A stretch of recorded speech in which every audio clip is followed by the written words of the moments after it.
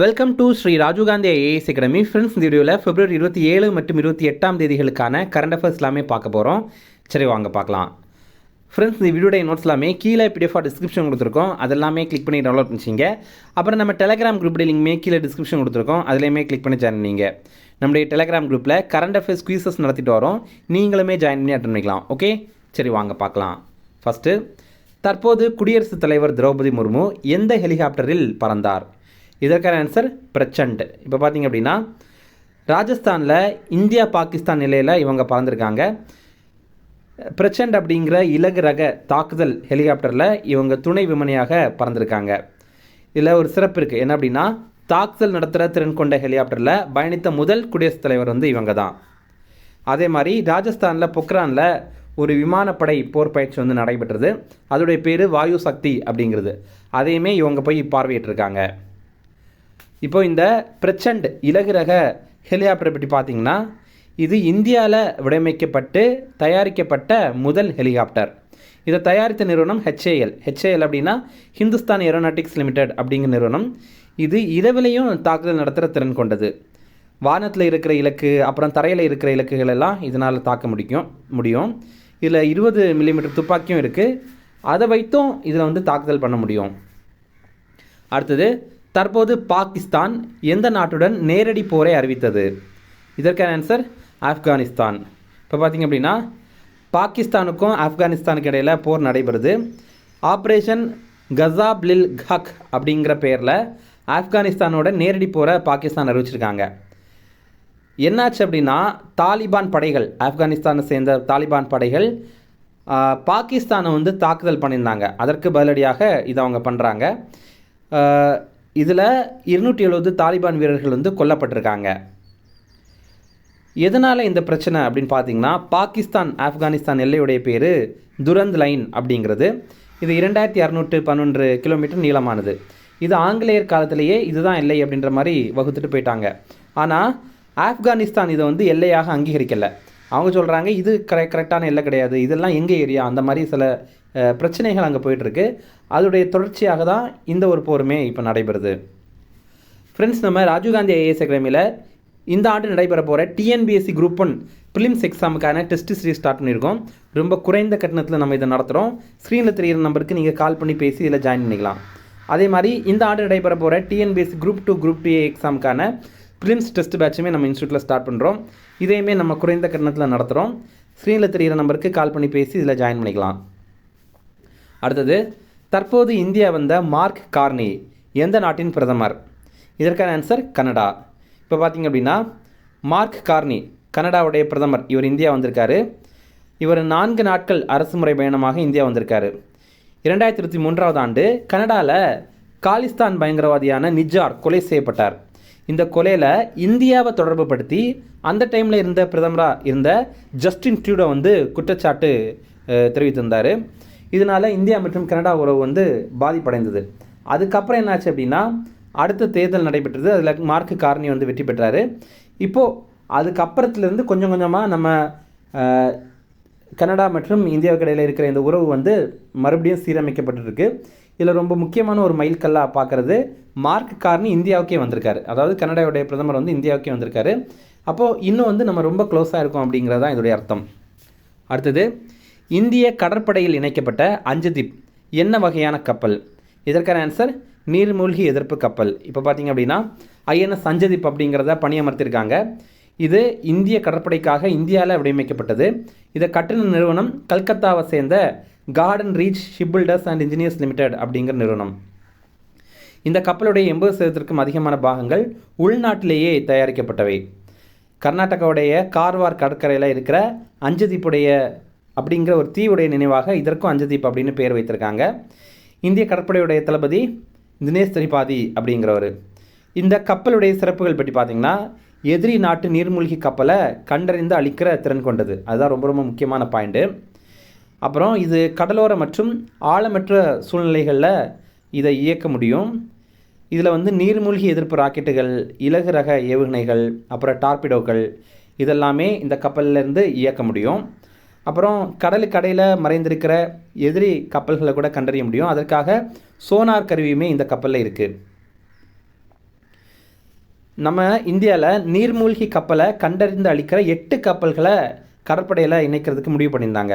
ஏற்கனவே 2 போர்க்கப்பல்கள் இணைத்திருந்தாங்க. ஒன்று வந்து ஐஎன்எஸ் அர்னாலா, இன்னொன்று ஐஎன்எஸ் அந்தரோத் அப்படிங்கிறது. இப்போது 3வதாக இந்த ஐஎன்எஸ் அஞ்சதிப் அப்படிங்கிறத சேர்த்துருக்காங்க. 2025ஆம் ஆண்டு இந்திய கடற்படையில் 12 போர்க்கப்பல்கள் இணைக்கப்பட்டிருந்தது மற்றும் ஒரு நீர்மூழ்கி கப்பல் இணைக்கப்பட்டிருந்தது. இந்த ஆண்டு 15 போர்க்கப்பல் இணைக்கிறதுக்கு திட்டமிட்டிருக்காங்க. அடுத்தது, இஸ்ரேல் நாட்டில் அடுத்த 5 ஆண்டுகளில் இந்தியர்களுக்காக எவ்வளவு பணியிடங்களை ஒதுக்கும் அறிவிப்பு வெளியானது? இதற்கான ஆன்சர் 50,000. இப்போ பார்த்திங்க அப்படின்னா நம்ம பிரதமர் மோடி இஸ்ரேல் நாட்டிற்கு பயணம் மேற்கொண்டிருந்தார். அதில் 17 ஒப்பந்தங்கள் வந்து கையொப்பமாயிருக்கு. கல்வி, எரிசக்தி, செயற்கை நுண்ணறிவு, கலாச்சாரம், கடல்சார் பாரம்பரியம், இந்த மாதிரி துறைகளில் 17 ஒப்பந்தங்கள் கையொப்பமாயிருக்கு. அதே மாதிரி நம்ம இந்தியாவுடைய யூபிஐ இருக்குல்ல, அதையும் அந்த நாட்டுடைய மேசவ் அப்படிங்கிற பேமெண்ட் சிஸ்டத்துக்கு இடையிலே வந்து ஒப்பந்தம் போட்டிருக்காங்க. இந்தியா இஸ்ரேல் தடையற்ற வர்த்தக ஒப்பந்தம் வந்து விரைவிலேயே இறுதி செய்யப்படும் அப்படின்னு தெரிவித்திருக்காங்க. அடுத்தது, தற்போது தன் பதவியை ராஜினாமா செய்த பெர்கே பிராண்டே எந்த நிறுவனத்தின் தலைமை செயல் அதிகாரியாக இருந்தவர்? இதற்கான ஆன்சர் WEF, அதாவது வேர்ல்ட் எக்கனாமிக் ஃபோரம், உலக பொருளாதார அமைப்பு அப்படிங்கிற அமைப்பு. அந்த அமைப்புடைய CEO இருந்தவர் வந்து பெர்கே பிராண்டே அப்படிங்கிறவர். அவர் வந்து தன்னுடைய பதவியை ராஜினாமா பண்ணிட்டார். எதனால் அப்படின்னா, நம்ம ரீசெண்டாக கரண்ட் அஃபேர்ஸில் கூட பார்த்துருப்போம், எப்ஸ்டீன் ஃபைல்ஸ் அப்படிங்கிறது. இது ஜெஃப்ரி எப்ஸ்டீன் அப்படிங்கிறவருக்கு தொடர்பானது. அதில் அவர் என்ன பண்ணியிருப்பார், நிறைய நாடுகளில் இருக்கிற சிறுமிகளை கடத்தி பாலியல் ரீதியாக துன்புறுத்திருப்பார் அப்படின்ற மாதிரி நம்ம பார்த்துருப்போம். அதில் நிறைய தலைவர்களுடைய பெயர்கள் கூட இடம்பெற்றிருக்கு அப்படின்ற மாதிரி பார்த்துருப்போம். அதில் இவருடைய பேருமே இடம்பெற்றிருக்கு. அப்போது அவரே ராஜினாமா பண்ணிட்டார். அடுத்தது, சென்னை உலா அப்படிங்கிற சுற்றுலா பேருந்து திட்டம். இது வந்து போன மாதம், அதாவது ஜனவரி 14ஆம் தேதி தொடங்கி வைத்திருந்தாங்க. 1980களில் இருக்கிற பாரம்பரிய பேருந்துகள் மாதிரியில் சில பேருந்துகளை இதன் கீழே இயக்குறாங்க. இதன் கீழே 5 பேருந்துகளை இந்த சேவைக்காக வடிவமைத்திருந்தாங்க. 30 கிலோமீட்டர் தொலைவில் இதை இயக்குவாங்க சென்னையில். இது ரூபாய் 50 கட்டணத்தில் நீங்கள் ஒரு பயணச்சீட்டு பெற்று ஒரு நாள் முழுவதுமே பயணம் பண்ணலாம். இப்போது இது பார்த்திங்கன்னா முக்கியமான சுற்றுலா தலங்களுக்கு போகிற மாதிரி கனெக்ட் பண்ணுற மாதிரி இந்த பஸ் வசதியை கொண்டு வந்திருப்பாங்க.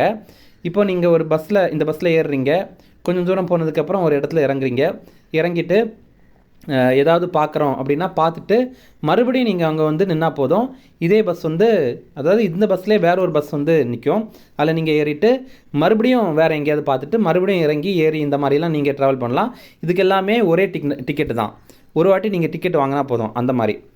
அப்போது சென்னையில் வரலாற்று மற்றும் கலாச்சார இடங்களை சுற்றி பார்க்கலாம் இதன் மூலமாக. இப்போது சென்னை உலா 2.0 அப்படிங்கிற திட்டத்தை தொடங்கியிருக்காங்க. இதற்காக 6 சிறப்பு மின்சார குளிர்சாதன பேருந்துகளை வந்து அறிமுகம் பண்ணியிருக்காங்க. தமிழக போக்குவரத்து மற்றும் மின்சாரத்துறை அமைச்சரான சிவசங்கர் இதை வந்து அறிமுகம் பண்ணியிருக்காரு. இந்த பேருந்தில் வந்து 100 ரூபாய் கொடுக்குற மாதிரி இருக்கும். 100 ரூபாய் கொடுத்து பயணச்சீட்டு பெற்று நாள் முழுவதுமே பயணம் செய்யலாம். அதே மாதிரி சென்னை ஒன் ஆப் வழியாக கூட பயணச்சீட்டு பெறலாம். காலை 6 மணிலிருந்து இரவு 10 மணி வரைக்கும் 30 நிமிடங்கள் இடைவெளியில் இந்த பேருந்துகள் வந்து இயக்கப்படுது. அடுத்து முக்கிய தினங்கள் பார்க்கலாம். சர்வதேச பனிக்கரடிகள் தினம், இது பிப்ரவரி 27ஆம் தேதி. இப்போது பருவநிலை மாற்றம், அப்புறம் பனிப்பாறைகள் உருகுதில்ல, இது சம்மந்தமாக விழிப்புணர்வு ஏற்படுத்தணும் அப்படிங்கிறதுக்காக தான் இந்த ஒரு தினத்தை நம்ம கடைபிடிக்கிறோம். என்னென்ன பனிப்பாறைகள் உருகிறத நம்ம குறைக்கலாம் அப்படின்னா, கார்பன் உமிழ்வை குறைக்கலாம். அதே மாதிரி ஆர்டிக் பகுதிகளில் ஆராய்ச்சிக்கு உதவலாம். அதே மாதிரி பார்த்திங்கன்னா சுற்றுச்சூழலை பாதுகாக்கலாம். அப்புறம் உலக அரசு சாரா அமைப்புகள் தினம், இது பிப்ரவரி 27ஆம் தேதி, வேர்ல்டு NGO டே. NGO அப்படின்னா நான் கவர்மெண்டல் ஆர்கனைசேஷன் அப்படிங்கிறது தான். இந்த ஆண்டுக்கான கருப்பொருள் அனைவரையும் உள்ளடக்குவதன் மூலம் கண்ணியத்தை மீட்டெடுத்தல் அப்படிங்கிறது தான். ஓகே, நீ ரிவிஷன் பார்க்கலாம். தற்போது குடியரசுத் தலைவர் திரௌபதி முர்மு எந்த ஹெலிகாப்டரில் பறந்தார்? இதற்கான ஆன்சர் பிரச்சண்ட். அடுத்தது, தற்போது பாகிஸ்தான் எந்த நாட்டுடன் நேரடி போரை அறிவித்தது? இதற்கான ஆன்சர் ஆப்கானிஸ்தான். அடுத்தது, தற்போது இந்தியா வந்த மார்க் கார்னி எந்த நாட்டின் பிரதமர்? இதற்கான ஆன்சர் கனடா. அடுத்தது, இந்திய கடற்படையில் இணைக்கப்பட்ட அஞ்சதீப் என்ன வகையான கப்பல்? இதற்கான ஆன்சர் நீர்மூழ்கி எதிர்ப்பு கப்பல். அடுத்தது, இஸ்ரேல் நாட்டில் அடுத்த 5 ஆண்டுகளில் இந்தியர்களுக்காக எவ்வளவு பணியிடங்களை ஒதுக்கும் அறிவிப்பு வெளியானது? இதற்கான ஆன்சர் 50,000. அடுத்தது, தற்போது தன் பதவியை ராஜினாமா செய்த பெர்கே பிராண்டே எந்த நிறுவனத்தின் தலைமை செயல் அதிகாரியாக இருந்தவர்? இதற்கான ஆன்சர் WEF. அவ்வளோதான் ஃப்ரெண்ட்ஸ். அப்புறம் நம்ம போன வீடியோவில் ஒரு கேள்வி கேட்டிருந்தோம். என்னென்னா, ஒவ்வொரு வீட்டிற்கும் குழாய் மூலமாக சுத்தமான போதுமான குடிநீர் வழங்கும் திட்டம் என்ன அப்படின்னு கேட்டிருந்தோம். இதற்கான கரெக்ட் ஆன்சர் வந்து ஜல் ஜீவன் மிஷன் அப்படிங்கிறது தான். ஓகே, இது நிறைய பேர் கரெக்டாக கமெண்ட்ஸில் ஆன்சர் பண்ணியிருக்கீங்க. எல்லாருக்குமே வாழ்த்துக்கள். அப்புறம் இன்றைக்கான கேள்வி, எந்த அமைப்பு மகப்பேறு மற்றும் குழந்தை நலன் ஆகியவற்றிற்கு முக்கியத்துவம் வழங்குகிறது அப்படிங்கிறத கமெண்ட் பண்ணுங்கள். ஆப்ஷன் ஏ வந்து பாரத் நிர்மான் யோஜனா 2005. ஆப்ஷன் பி வந்து ராஜீவ் ஆவாஸ் யோஜனா 2009.